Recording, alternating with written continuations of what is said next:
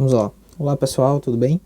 Eu vim trazer aqui hoje uma questão a respeito do assunto de calorimetria, né? Inserido no contexto da matéria Laboratório de Física 1. Essa aqui é uma questão que já foi questão de prova e é uma questão que, além de ser interessante, aborda muitos aspectos da matéria em si, certo? Então vamos conversar um pouquinho sobre isso e, obviamente, responder a questão, certo? Veja, uma questão como essa é uma questão bem comum nas provas de laboratório de física, porque você precisa ter entendimento de como foi feito o experimento. Não só olhar para a questão e ir lá e responder. Talvez você consiga dessa forma, só olhando a questão e respondendo, mas uma coisa que eu posso dar certeza é que o entendimento de como foi feito o experimento e acompanhado esse experimento de perto vai facilitar muito a hora da resolução da sua questão. Uma coisa que eu posso garantir é que menos tempo você vai precisar para resolver ela. Vai conseguir entender o conceito dela, o significado e o fundamento, sem comprometer tanto tempo aí da sua prova, certo? E além de tudo, o conhecimento, né, que é o que realmente importa, que a gente vai obter daqui. Então vamos lá. Vou ler aqui o enunciado dela. Terceira questão. Um material apresenta um comportamento com a temperatura ao longo do tempo conforme a figura. Que a figura eu tentei esboçar aí com minhas habilidades artísticas. Então, sendo o valor da massa do metal 55 gramas, a massa da água 255 gramas, o calor específico 1,3, a constante R 58, a constante X 5 e a temperatura inicial do metal é de 25,5 graus Celsius, certo? O que é que a gente está falando aqui, certo? A gente está falando de um experimento onde foi esquentado um becker, certo? Com água até uma determinada temperatura. E depois disso, nós inserimos um pedacinho de metal nesse sistema. Então fica esse sistema água mais metal, né? E esse experimento a gente fez para descobrir qual era o calor específico desse metal. E, por curiosidade, também poderíamos descobrir qual metal estamos falando, né? De qual material, com base no seu calor específico, certo? Então como é que a gente ia fazer esse processo? Como é que a gente vai descobrir isso? A gente tem lá, inclusive do ensino médio, essa fórmula aqui, né, que o calor é igual a massa vezes o calor específico vezes a variação de temperatura, certo? ΔT. E o que a gente pode observar do equilíbrio térmico, né, nesse sistema? É que a gente pode igualar, certo? Esses calores, porque eles estão justamente em equilíbrio térmico. Lembre-se que a gente só pode atender essa condição quando esse sistema ele está em equilíbrio térmico, certo?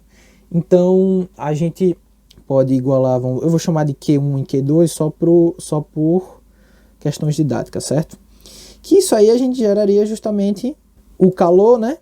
O calor que a fórmula eu dei aqui em cima, da massa do metal vezes o calor específico do metal.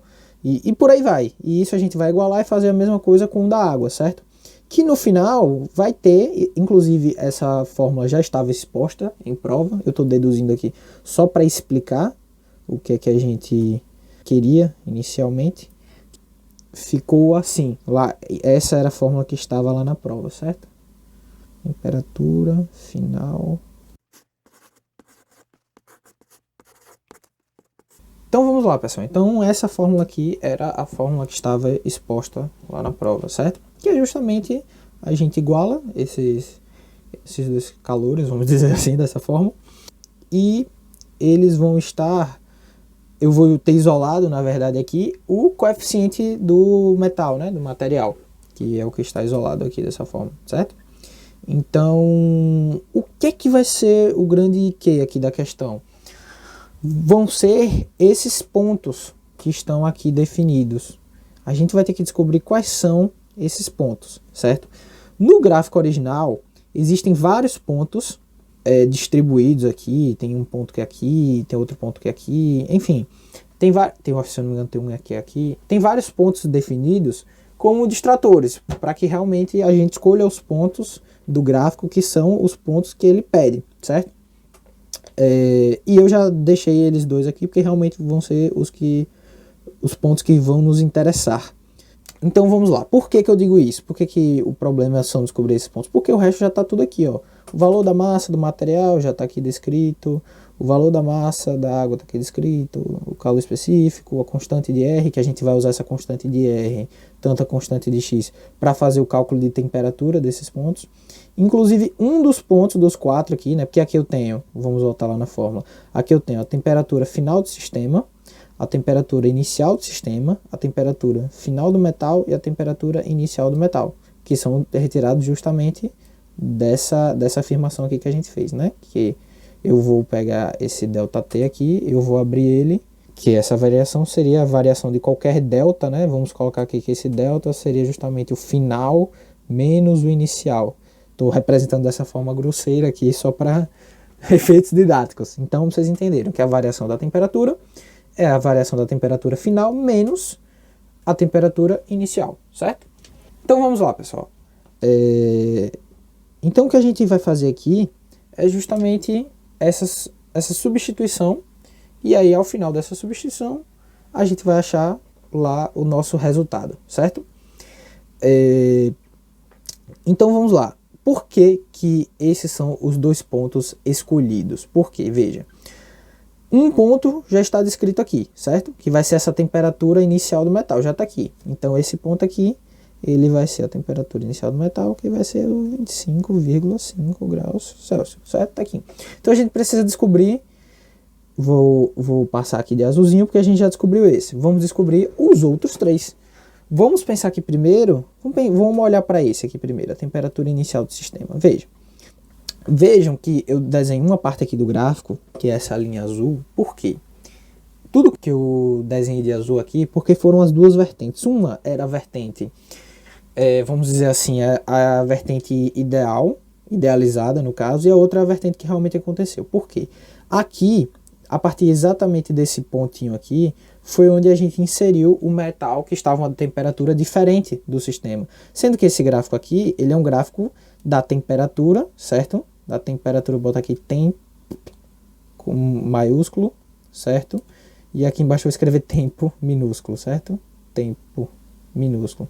Que é um gráfico da temperatura pelo tempo. Então, a partir do momento que a gente inseriu o metal aqui no sistema, houve esse decaimento da temperatura, justamente porque a temperatura do material estava bem inferior à do sistema, né? Que estava aquecido. Só que a gente tem que considerar a temperatura inicial do sistema, nesse caso aqui, porque justamente é nela que a gente trabalha o início do decaimento do sistema, porque a gente está medindo, nesse caso, essa variação que aconteceu daqui para cá, certo? Essa variação que aconteceu aqui. Deixa eu retornar aqui, pronto. Então, o que aconteceu? Então, esse T3 aqui, a gente vai considerar ele, então vamos lá para baixo. Então, vamos lá. A temperatura inicial do sistema vai ser igual a T3, certo?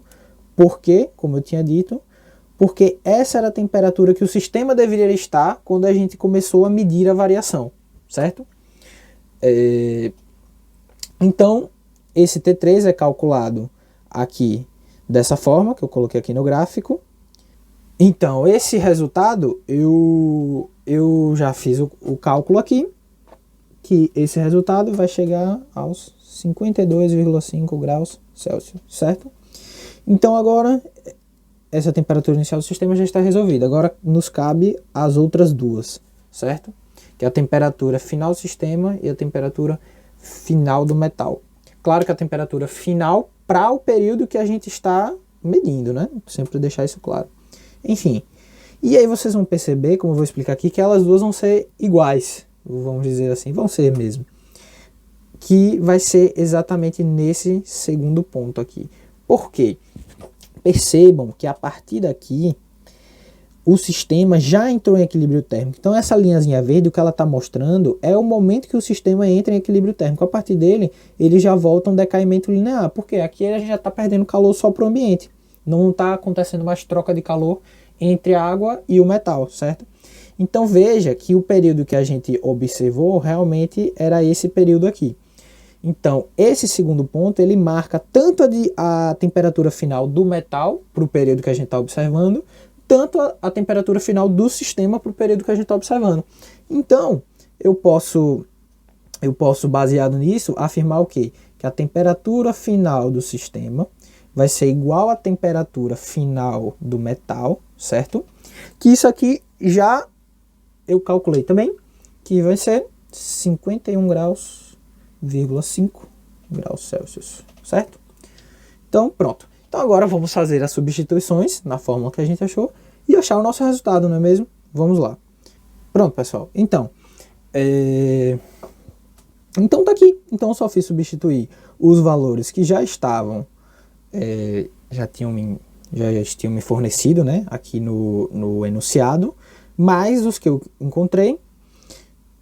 Só fiz substituir na fórmula e esse resultado vai dar aproximadamente, digo aproximadamente porque ele queria lá com 3 casas decimais, 0,195 é a unidade de medida aí do calor, certo? Então é isso. Então vejam qual é a importância de não só fazer a questão, mas como eu tive que entender esse processo aqui para poder fazer a questão com êxito. Entender por que esses eram os pontos a serem escolhidos para eu obter o resultado, certo? Então é isso, pessoal. Vou agradecer aí a todo mundo que está participando do projeto KRGEO Responde. E é isso aí, a parte de calorimetria, Laboratório de Física 1. Muito obrigado, pessoal. Até a próxima.